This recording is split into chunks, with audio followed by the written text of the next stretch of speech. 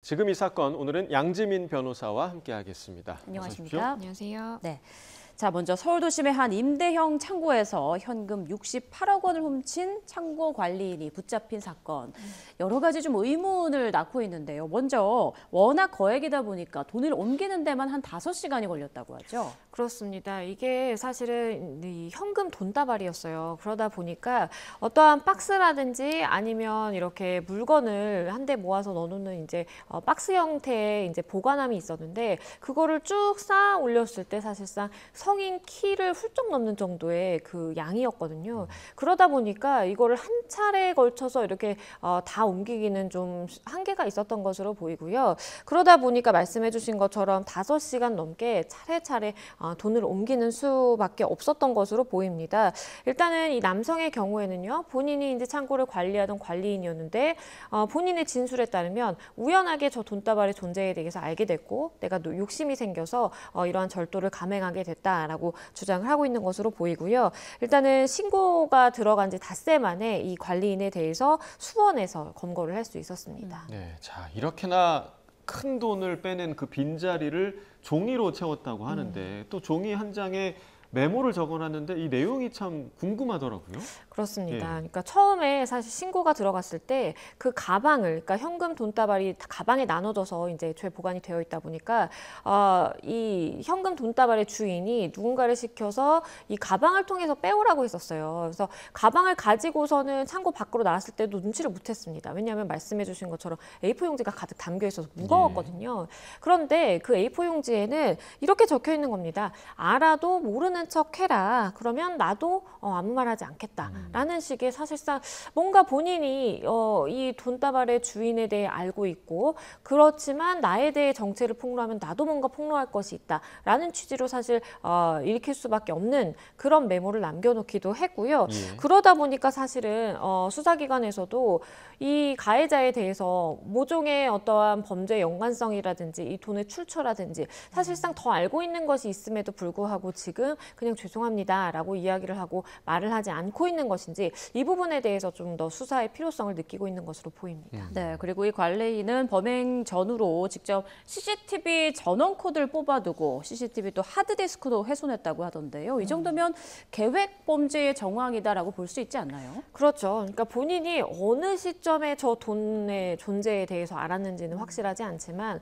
어쨌든 창고의 관리인으로 있으면서 만약에 알았다라고 한다면 저걸 어떻게 내가 절도를 할지에 대해서 차근차근 계획을 세웠다라고밖에 볼 수 없겠습니다. 네. 그러다 보니까 사실은 본인이 관리인으로서 접근 가능한 어떠한 비밀번호라든지 아니면 개인의 창고임에도 불구하고 관리인으로서 들어갈 수 있는 점을 악용을 해야겠다. 뭐 이런 점도 생각을 했을 것이고요. 그리고 CCTV에 본인의 정체에 대해서 남으면 안 되다 보니까 본인이 이러한 범행을 저지르기 이전에 CCTV의 전원을 꺼버린다든지 아니면 하드디스크를 훼손해서 본인의 정체를 감추기 위해서 이런 추가적인 노력을 했던 것으로 보입니다. 그리고 이 돈을 처음에는 이 같은 창고 내에 다른 본인의 아내 명의로 된 곳으로 옮겼다가 아예 외부로 가지고 나가거든요. 이것도 사실 철저하게 시간상의 계산과 본인의 계획에 따라서 이루어졌다라고 밖에 볼 수 없습니다. 네, 자 이 돈의 주인은 내 돈 68억 원이 없어졌다 이렇게 신고를 했는데 이 관리인은 나는 40억 정도를 가져간 거다. 그럼 나머지 그럼 28억 원은 어디 있느냐? 이 부분이 또 궁금해지는 부분이죠. 그렇죠. 예. 왜냐하면 피해자의 입장에서는 창고에 내가 보관하고 있던 돈이 68억 원이었고 그것이 다 싹 다 없어졌기 때문에 나의 피해 금액은 68억 원이다라고 지금 주장을 하고 있는 것이에요. 예. 그런데 그런데 다만 이 지금 절도 가해자의 경우에는 피해자의 경우에는 본인이 가지고 온 돈 자체가 40억 원밖에 되지 않는다라고 지금 주장을 하고 있는 것입니다. 일부 금액의 경우에는 본인의 채무를 변제하기 위해서 사용을 했다. 뭐 1억 원 가까운 돈을 사용했다라고는 알려지는데 그것까지 합친다고 하더라도 한 40억 원 정도밖에 되지 않는 거예요. 예. 그렇기 때문에 수사기관에서도 역시 저 구멍난 부분에 대해서도 수사를 해야 될 필요성이 있는 것입니다. 과연 이 절도를 해놓고 본인이 다른 곳으로 사실은 돈을 빼돌리고 이러한 거짓말을 하고 있는 것인지 아니면 애초에 사실상 창고에 보관하고 있던 돈의 금액이 뭔가 오차가 있었던 것인지 이 부분도 확인의 필요성이 있습니다. 네, 그리고 또 하나, 이 돈을 잃어버린 피해자는 이 수십억 원에 달하는 현금을 은행도 아니고 왜 임대형 창고에 보관했을까 이 부분인데 이에 대해서 지금 입을 닫고 있다고요?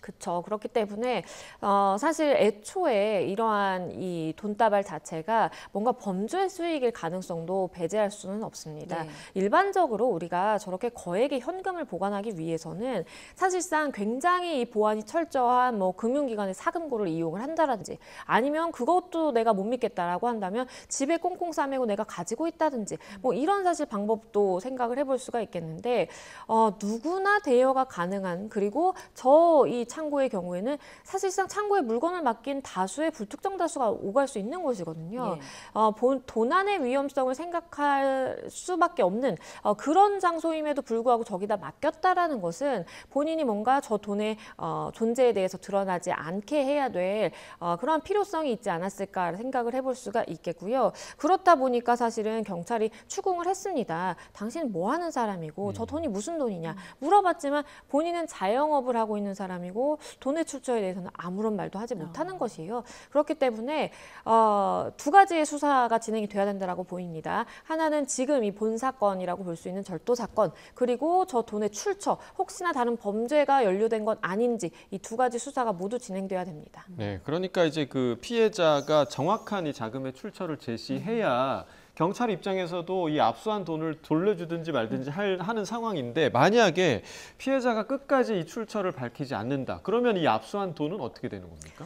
일단은 수사를 진행을 해야 되겠죠. 그러니까 본인이 지금은 일단은 입을 딱 닫고 있는 상황이기 때문에 추가적으로 본인 입으로는 이야기하지 않을 가능성도 있어요. 예. 그렇기 때문에 수사기관 입장에서는 이 돈이 어떠한 불법적인 현금이라고 자금이라고 의심이 될 만한 그런 상황에서는 충분히 뭐 내사부터 시작을 해서 수사를 진행할 수가 있습니다. 그렇기 때문에 수사 개시를 통해서 저 돈이 어떤 돈인지 명명백백하게 밝혀진다면 그렇다라면 사실은 돌려주거나 아니면 범죄 수익이라면 압수를 할 수 있겠죠. 환수할 수 있기 때문에 사실상 지금 수사가 필요한 상황으로 보이고 그리고 만약에 이제 수사를 거듭했음에도 불구하고 저 돈이 정말로 저 사람의 돈인 것이고 어떠한 불법적인 범죄 수익을 볼 수 없다라고 하는 경우에는 사실 돌려줘야 되는 것이 원칙입니다. 네. 자, 현금 수십억 원을 훔친 창고 관리인 오늘 검찰로 넘겨졌습니다. 잠시 화면 잠깐 보고 오시죠. 훔친 돈 어디에 쓰시려고 했습니까? 가족까지 동원됐는데 또 다른 공범 있나요? 실제 40억만 훔친 거 맞으세요?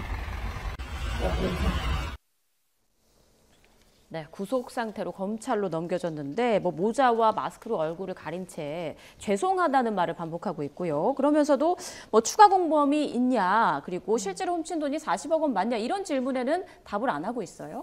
그렇죠. 그러니까 사실은 본인이 어떠한 정보에 대해서 더 가지고 있음에도 불구하고 지금 일단은 말을 하지 않고 있는 가능성이 높다라고 보입니다. 예. 왜냐하면 애초에 남겨진 그 메모만 보더라도 본인이 어떠한 것을 알지 못하고 있고 그냥 단순히 절도를 해야겠다라고 한다면 사실상 본인의 어떠한 그 자취를 남길 만한 그런 것들을 남길 수가 없거든요. 사실상 증거를 인멸하기 바쁘지 저렇게 메모를 남긴다라는 것은 사실상 본인이 어떠한 메시지를 전달하고자 했을 가능성이 있겠고요. 그것은 아마도 가정을 해보자건데 저 절도 행각을 벌인 자가 저 자금의 출처라든지 불법성에 대해서 알고 있었고 그렇기 때문에 이것을 내가 절도하더라도 쉽게 신고하지 못할 것이다 라는 뭔가 확신해가지고 이러한 범행을 저질렀을 가능성도 있다라고 봅니다. 네.